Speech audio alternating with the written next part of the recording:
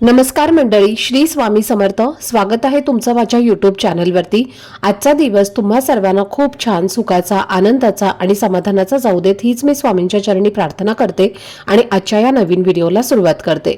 पण त्या अगोदर तुम्ही माझ्या चॅनलवरती जर नवीन असाल तर चॅनलला पण लगेच सबस्क्राईब करा आणि कमेंटमध्ये श्री स्वामी समर्थ लिहायला अजिबात विसरू नका. मंडळी, उद्या 13 जानेवारी मंगळवार असून या दिवशी भोगी हा सण आलेला आहे. मकर संक्रांतीच्या एक दिवस आधी भोगी हा सण साजरा केला जातो आणि जेव्हा सूर्य एका राशीतून दुसऱ्या राशीत प्रवेश करतो तेव्हा त्या काळाला संक्रांत असं म्हटलं जातं. आणि अशी मान्यता आहे की मकर संक्रांतीपासून चांगल्या दिवसांची सुरुवात होते, ज्यामध्ये भोगीचा दिवस हा खूपच महत्त्वाचा आणि शुभ मानला जातो. या काळात सूर्याचा प्रवास दक्षिणेकडून उत्तरेकडे सुरू होतो आणि त्यामुळे धार्मिक मान्यतेनुसार देवतांच्या दिवसांची सुरुवात होते असं सांगितलं जातं. तसेच या दिवशी स्वर्गाचे दरवाजे सुद्धा खुले असतात अशी श्रद्धा असल्यामुळे या दिवशी केलेले दान, पुण्य, पूजा आणि उपाय इतर दिवसांच्या तुलनेत अनेक पटीने जास्त फलदायी ठरतात. भोगी हा दिवस आपल्या आयुष्यातील वाईट भोग, वाईट कर्म, अडचणी, दुःख आणि नकारात्मकतेचा त्याग करण्याचा दिवस मानला जातो आणि म्हणूनच हा दिवस फार महत्त्वाचा समजला जातो. भोगीच्या दिवशी घरात सगळ्या भाज्या एकत्र करून भोगीची मिक्स भाजी बनवली जाते.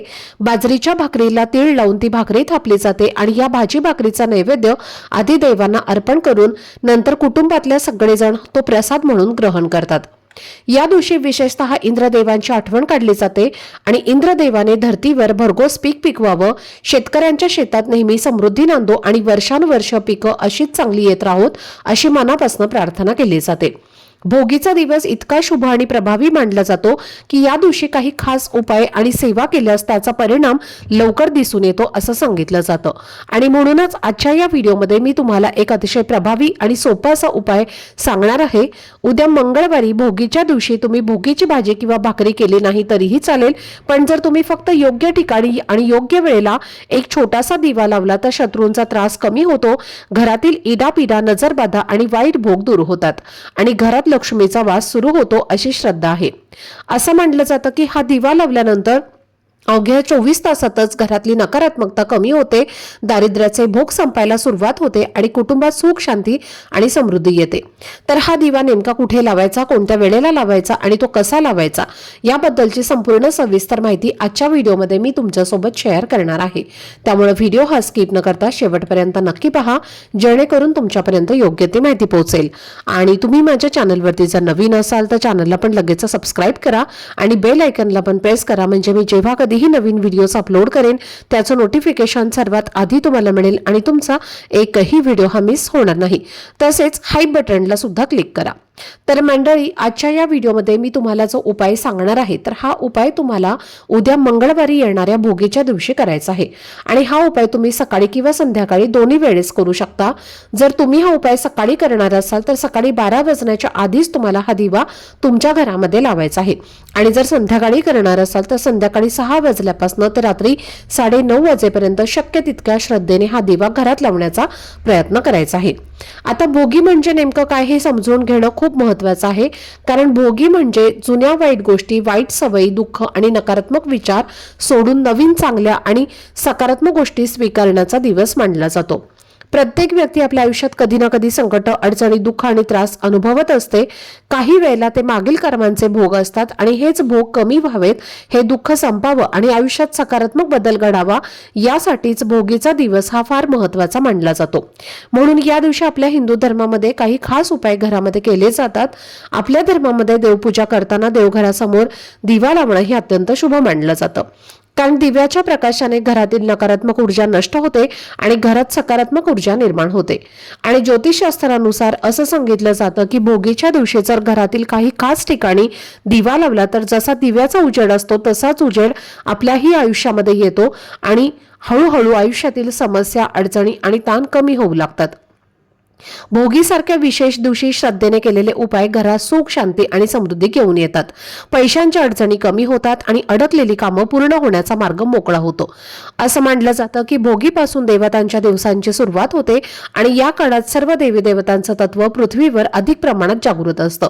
त्यामुळे या दिवशी जर आपण घरात दिवा लावला तर पितृदोषाचा प्रभाव कमी होतो, पितरांचा आशीर्वाद मिळतो आणि साक्षात माता लक्ष्मी प्रसन्न होते अशी श्रद्धा आहे. तर हा उपाय करण्यासाठी उद्या भोगीच्या दिवशी सकाळी सकाळी लवकर उठायचं आहे, कारण या दिवशी अभ्यंग स्नानाला खूप महत्त्व आहे. त्यामुळे सकाळी लवकर उठून स्वच्छ स्नान करायचं आहे आणि अंघोळीच्या पाण्यात थोडेसे पांढरे तीळ आणि हळद टाकून स्नान केल्यास मागील वाईट भोग हे कमी होतात असं मानलं जातं. या दिवशी तिळाने स्नान करायचं असतं, म्हणून डोक्यावरनं सुद्धा पाणी घ्यायचं आहे, म्हणजे केस सुद्धा स्वच्छ धुवायचे आहेत.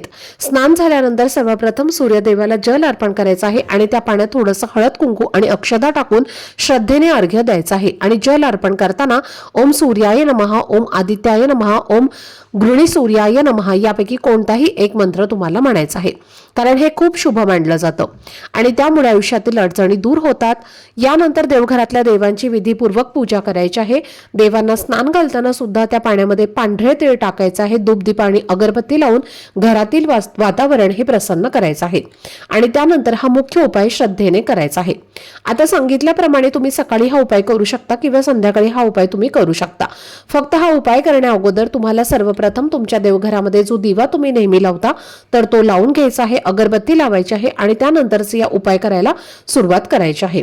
आता हा उपाय करण्यासाठी तुम्हाला थोडंसं गव्हाचं कणिक मळायचं आहे आणि कणिक मळताना त्यामध्ये तुम्हाला थोडीशी चिमूटभर हळद आणि थोडंसं तूप टाकायचं आहे आणि त्या कणकेचा तुम्हाला 7 मुखी दिवा जो आहे तर तो बनवायचा आहे. 7 मुखी दिवा म्हणजे काय, तर 7 दिशेला 7 वाती येतील अशा पद्धतीने 7 मुखी दिवा तुम्हाला बनवायचा आहे.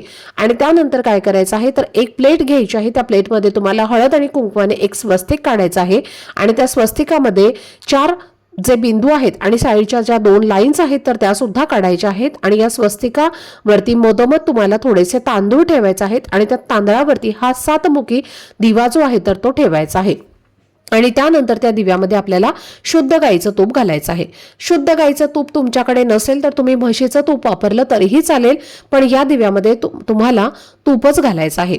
आता तुम्ही जर म्हशीचं तूप वापरलं असेल तर त्यामध्ये थोडीशी चिमूटभर हळद टाका, जेणेकरून त्या तुपाचं पावित्र्य हे राखलं जातं. त्यानंतर या दिव्यामध्ये आपल्याला 7 दिशेला 7 वाती ज्या आहेत तर त्या लावायच्या आहेत आणि त्यानंतर हा दिवा आपल्याला प्रज्वलित करायचा आहे. दिवा प्रज्वलित केला की दिव्याला हळद कुंकू अक्षदा फुलं तुम्हाला अर्पण करायचे आहे. धूपदीप अगरबत्ती ओवाळून घ्यायची आहे आणि त्यानंतर हा दिवा देवघरासमोर ठेवून एक आसन टाकायचं आहे. आसनावरती बसायचं आहे आणि तुम्हाला 21 पांढरे तीळ जे असतात तर ते आपल्या उजव्या हातामध्ये घ्यायचे आहेत. आपल्या उजव्या हाताची मूठ घट्ट बंद करायची आहे आणि त्यानंतर तुम्हाला माता लक्ष्मीचा जो कोणताही मंत्र येतो तर त्या मंत्राचा 21 वेळेला जप करायचा आहे. जसं की ओम ह्रीम श्रीम क्लीम महालक्ष्मी नमः या मंत्राचा तुम्ही जप करू शकता किंवा इतर एखादा मंत्र तुम्हाला येत असेल तर त्या मंत्राचा 21 वेळेला जप करायचा आहे. त्यानंतर दोन्ही हात जोडून माता लक्ष्मीचं नामस्मरण करायचं आहे. तुमच्या ज्या काही इच्छा आहेत तर त्या पूर्ण होण्यासाठी, आयुष्यामध्ये ज्या काही समस्या आहेत तर त्या दूर होण्यासाठी मनोभावे माता लक्ष्मीला प्रार्थना करायची आहे आणि हे पांढरे तीळ त्या दिव्यामध्ये तुम्हाला टाकायचे आहेत. या पांढऱ्या तिळाची उत्पत्ती भगवान विष्णूंपासून झालेली आहे.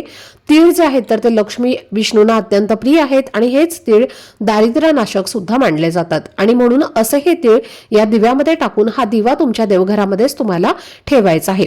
जोपर्यंत हा दिवा जळत आहे तोपर्यंत जळू द्यायचा आहे आणि दिवा शांत झाला की तो उचलून त्याखाली असणारे तांदूळ हा दिवा एखाद्या मोठ्या झाडाखाली नेऊन टाकायचा आहे. तिथे असणारे पक्षी, कीटक, मुंग्या येऊन तो दिवा खाऊन जातील आणि जेव्हा हा दिवा आपण एखाद्या मोठ्या झाडाखाली ठेवत असतो तेव्हा तिथले पक्षी, कीटक जेव्हा तो दिवा खातात तेव्हा आपल्या हातून एक प्रकारचं दान हे होत असतं आणि संक्रांतीला दान हे अवश्य केलं जातं. मग ते दान तुम्ही कोणत्याही स्वरूपामध्ये केलं तरी सुद्धा चालतं आणि या दानाचं आपल्याला दुप्पट पटीने फळ हे प्राप्त होतं.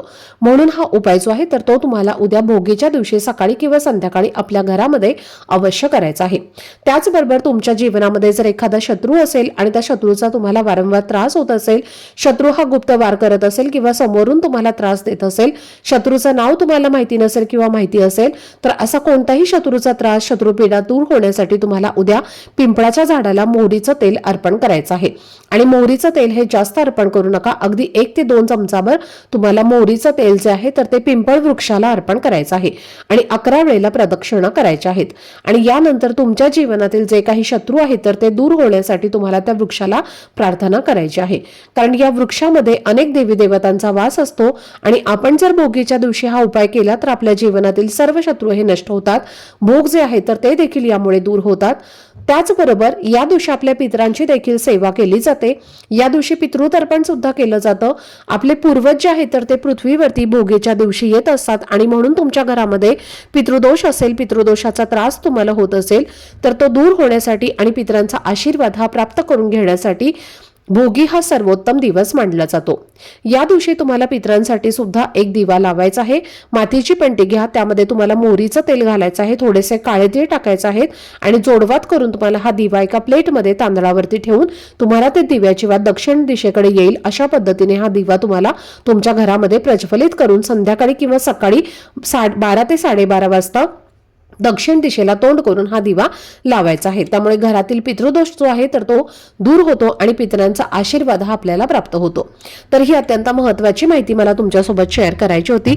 आजचा हा व्हिडिओ जर तुम्हाला आवडला असेल, माहितीपूर्ण वाटला असेल तर व्हिडिओला लाईक, शेअर आणि चॅनलला सबस्क्राईब नक्की करा। भेटूयात पुढच्या व्हिडिओमध्ये, तोपर्यंत सर्वांना श्री स्वामी समर्थ।